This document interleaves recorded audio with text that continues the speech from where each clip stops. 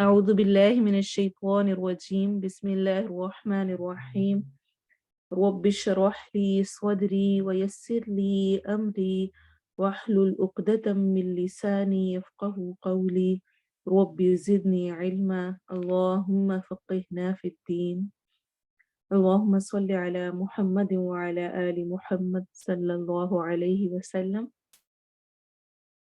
تمام پیاری بہنوں کو السلام علیکم ورحمۃ اللہ وبرکاتہ۔ اہلاً و سہلاً مرحبا۔ الحمد للہ کہ اللہ تعالیٰ نے ہمیں اس رمضان میں ڈھیروں نیکیاں کمانے کا موقع اس کورس کے ذریعے سے دیا ہے۔ انسان کا وجود دو چیزوں کا مجموعہ ہے، ایک اس کا جسم اور ایک اس کی روح۔ جس طرح جسم کی غذا ہمیں زمین سے ملتی ہے، اور اگر ہم اس غذا کو نہ لیں، ہم ویسے خوراک نہ لیں، کھائیں پیے نہیں، تو ہم بہت ساری بیماریوں کا شکار ہو جاتے ہیں اور بہت سارے مسائل ہمیں دیکھنے پڑتے ہیں۔ ویسے ہی اگر انسان اپنی روح کو خوراک نہ دے، جو کہ آسمان سے اترتی ہے، جو کہ وحی الہی ہے، اللہ تعالیٰ کی طرف سے نازل کردہ کلام ہے، اگر انسان وہ خوراک حاصل نہ کرے تو پھر وہ طرح طرح کی روحانی بیماریوں کا شکار ہو جاتا ہے۔ مثلاً ڈپریشن، غم اور اسی طرح کی اور بہت ساری چیزیں۔ تو اپنے جسم کے ساتھ روح کو غذا دینے کے لیے انشاءاللہ ہم نے اس کورس کا اہتمام کیا ہے، اور امید ہے کہ انشاءاللہ ہم اس سے بھرپور فائدہ اٹھائیں گے۔ قرآن کو یاد کرنا، اس کو سمجھنا، اس پر عمل کرنا اور اس کو دوسروں تک پہنچانا، یہ قرآن کے کچھ حقوق ہیں جن کو ادا کرنا ہم سب پر لازم ہے۔ ایز اے مسلم یہ ہم سب کی ذمہ داری ہے کہ قرآن جو رب تعالیٰ نے ہم پر نازل کیا ہے، وہ جو حق رکھتا ہے، وہ جو مطالبہ رکھتا ہے ہم سے، ہم ویسا ہی کریں، اور قرآن جیسے نازل ہوا اس کو ویسے ہی پڑھیں۔ اور مجھے امید ہے کہ جتنے لوگوں نے اس کو جوائن کیا ہے وہ اس کا حق ادا کرنے کی کوشش کے طور پر ہی کیا ہے۔ کچھ یاد دہانی کرواؤں گی اور کچھ موٹیویٹ کروں گی آپ کو اس سے کہ الحمدللہ ہمارا یہ قدم ہمیں جنت کے درجات کو حاصل کرنے، اس پر اور اوپر جانے کا باعث بنائے گا۔ مسند احمد کی روایت ہے جو کہ صحیح ہے، آپ صلی اللہ علیہ وسلم نے فرمایا قیامت کے روز جب قاری کی قبر شق ہوگی، قاری یعنی قرآن پڑھنے والا، کوئی بھی جس کو اچھا قرآن پڑھنا آتا ہے، تو قرآن مجید اس سے کمزور آدمی کی شکل میں ملاقات کرے گا اور پوچھے گا کیا تو مجھے پہچانتا ہے؟ قاری جواب دے گا میں تجھے نہیں پہچانتا۔ قرآن کہے گا میں تیرا ساتھی قرآن ہوں، جس نے گرمی میں تجھے پیاسا رکھا، راتوں کو جگایا، بے شک ہر تاجر نفع حاصل کرنے کے لیے تجارت کرتا ہے، اور آج تو ہر دوسری تجارت سے بے نیاز ہے، چنانچہ اس کے دائیں ہاتھ پر یعنی رائٹ ہینڈ میں بادشاہی اور بائیں ہاتھ میں یعنی لیفٹ ہینڈ میں ہمیشگی کا پروانہ دیا جائے گا، سرٹیفکیٹ دیا جائے گا، اور اس کے سر پر عزت اور وقار کا تاج رکھا جائے گا۔ تو قرآن کیا کہے گا؟ میں کون ہوں جس نے گرمی میں تجھے پیاسا رکھا۔ قرآن پڑھتے ہوئے پیاسے پانی پی سکتے ہیں، کیوں ایسے کہا جا رہا ہے؟ روزوں کی حالت میں، جس طرح آپ روزے کی حالت میں انشاءاللہ حفظ کریں گے، بار بار پڑھیں گے، پیاس لگے گی، اور انسان کا دل کرتا ہے کہ اب روزہ ہے تو خاموشی اختیار کرے، کچھ نہ بولے، کچھ نہ کہے، کہ بول بول کر بار بار پڑھ کر اور زیادہ پیاس لگ رہی ہے۔ لیکن یہ جو آپ جب حفظ کریں گے اور جب آپ تجوید سے پڑھیں گے اور انشاءاللہ آپ آیات کی بار بار پریکٹس کریں گے تو یہ آپ کے لیے فروٹفل ہوں گے، اس کا آپ کو اجر ملے گا۔ کل یہی قرآن کہے گا کہ میں نے اس کو گرمی میں پیاسا رکھا اور راتوں کو جگایا، کہ جب قرآن یاد ہوگا تو انشاءاللہ رات کے نوافل میں پڑھ کر بھی مزہ آئے گا۔ اور اس کے والدین کو دو قیمتی لباس پہنائے جائیں گے جن کے سامنے دنیا کی ساری دولت حقیر ہوگی۔ قاری کے والدین عرض کریں گے یہ لباس ہمیں کس عمل کی وجہ سے پہنایا گیا ہے؟ انہیں بتایا جائے گا تمہارے بیٹے کے قرآن سیکھنے کی وجہ سے۔ تو یہ کورس انشاءاللہ نہ صرف آپ کو فائدہ دے گا بلکہ آپ کے والدین کے لیے بھی صدقہ جاریہ ہوگا۔ پھر قاری سے کہا جائے گا قرآن مجید پڑھ اور جنت کے بلند و بالا درجات چڑھتا جا، چنانچہ جب تک قاری تلاوت کرتا رہے گا درجات چڑھتا رہے گا، چاہے تیز پڑھے یا آہستہ۔ تو جتنا قرآن یاد ہوگا اتنے اعلیٰ درجے پر پہنچیں گے۔ جنت کے 100 درجے ہیں، 100 ہیں، اور جتنا قرآن یاد ہوگا اتنے زیادہ اونچے درجے پر پہنچیں گے۔ اور جس سپیڈ میں یاد کریں گے، آرام آرام سے ٹھہر ٹھہر کے اچھا یاد کریں گے، اتنے زیادہ اونچے درجے پہ پہنچیں گے۔ جتنا سپیڈ میں کیا ہوگا اور سپیڈ میں پڑھیں گے اتنا ہی نیچے رہ جائیں گے۔ تو الحمدللہ کہ ہم سورہ ملک کے حفظ کی کوشش میں ہیں، خاص طور پہ سورہ ملک ہی کیوں، اس کورس میں سورہ ملک کا انتخاب ہی کیوں کیا گیا؟ یہ قرآن پورا ہی شفاعت ہے۔ حدیث میں آتا ہے کہ قرآن پڑھا کرو، یہ قیامت کے دن اپنے پڑھنے والوں کے لیے سفارشی ہوگا۔ اور پھر اس میں خاص طور پہ سورہ ملک کا ذکر بھی ہمیں احادیث میں ملتا ہے۔ ابو ہریرہ رضی اللہ عنہ سے روایت ہے کہ رسول اللہ صلی اللہ علیہ وسلم نے فرمایا، قرآن کی ایک سورت نے جس کی 30 آیات ہیں ایک آدمی کے لیے سفارش کی یہاں تک کہ اسے بخش دیا گیا، اور وہ سورت تبارک الذی بیدہ الملک ہے۔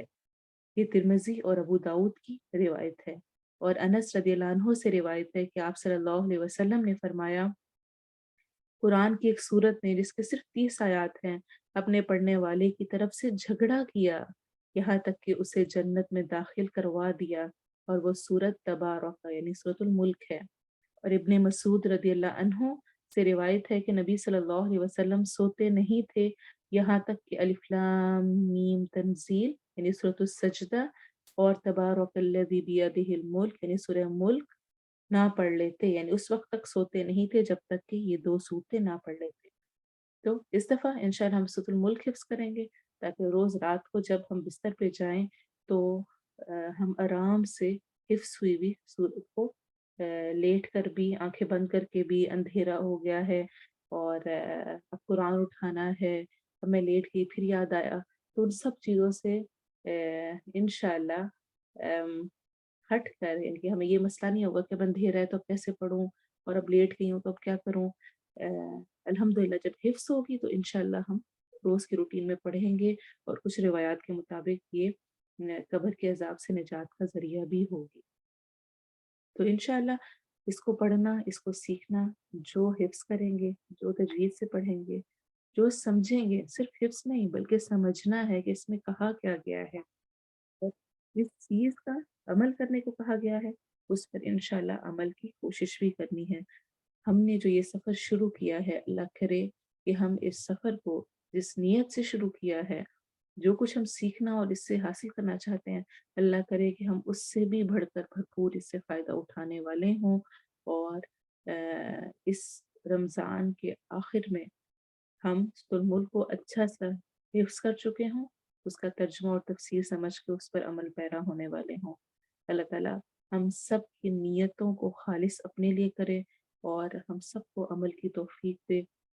اور اب میں حفظ سے متعلق آپ کو کچھ ٹپس دینا چاہوں گی، جن میں پہلی تو یہ ہے کہ سب سے پہلے ترجمہ سمجھیں، اس کو یاد کریں۔ ہمارے انشاءاللہ پیٹرن بھی یہ ہوگا، سب سے پہلے ہم ٹرانسلیشن ترجمے کو سمجھیں گے، اس کو یاد کریں گے، اس کو ریلیٹ کریں گے۔ الحمدللہ ہماری اردو زبان عربک سے بہت زیادہ ملتی جلتی ہے، بہت زیادہ الفاظ عربک اور اردو کے ملتے جلتے ہیں اور وہ بار بار ریپیٹ ہوتے ہیں، تو انشاءاللہ ہمیں اس میں مشکل نہیں ہوگی۔ سب سے پہلے ٹرانسلیشن، اس کا معنی سمجھیں اس آیت کا، اس کے بعد تجوید کی پریکٹس کریں، کیونکہ جیسا آپ کی زبان پہ چڑھ جائے گا پھر وہ ساری زندگی ویسا ہی آپ پڑھیں گے۔ اس لیے حفظ سے پہلے تجوید کو ٹھیک کرنا ہے، کہاں پہ لمبا کرنا ہے، کہاں پہ چھوٹا کرنا ہے، کہاں پہ ہم نے موٹا کر کے پڑھنا ہے، کہاں باریک کرنا ہے۔ انشاءاللہ یہ سارا میں آپ کو ساتھ ساتھ بتاؤں گی، آپ اس کو نوٹ کریں گے اور تجوید کے ساتھ پریکٹس کریں گے 7 ٹائمز۔ اس کے بعد پھر 7 ٹائمز ہی انشاءاللہ آپ زبانی دیکھ کر پڑھیں گے اور پھر زبانی کی پریکٹس کریں گے، ایک دم سے زبانی پڑھنے کی کوشش نہیں کرنی ہے۔ پھر اونچی آواز میں پڑھنا ہے، اگر آپ منہ میں پڑھیں گے، آہستہ آہستہ پڑھیں گے تو اس سے آپ اتنا اچھا یاد نہیں کر سکیں گے، اور جب اونچا کبھی پڑھنا چاہیں گے تو بھول جائیں گے۔ لیکن اگر آپ نے اونچی آواز میں یاد کیا ہوگا تو آپ منہ میں بھی پڑھ رہے ہیں، آہستہ بھی پڑھ رہے ہیں، تو بھی انشاءاللہ آپ کو کوئی مسئلہ نہیں ہوگا، یاد رہے گا۔ اور اونچی آواز میں سب سے اچھا یاد ہوتا ہے۔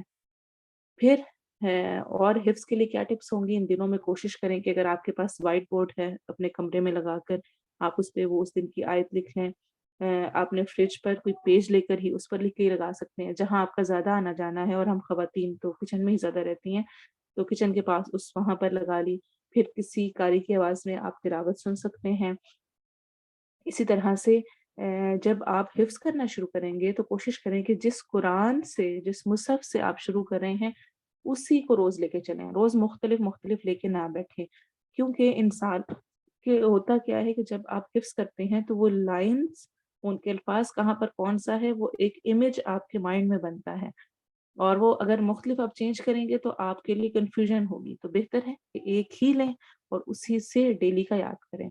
پھر نمازوں میں ضرور پڑھیں، اگر آپ چاہتے ہیں آپ کا حفظ پختہ ہو تو نماز میں کھڑے ہو کے پڑھیں۔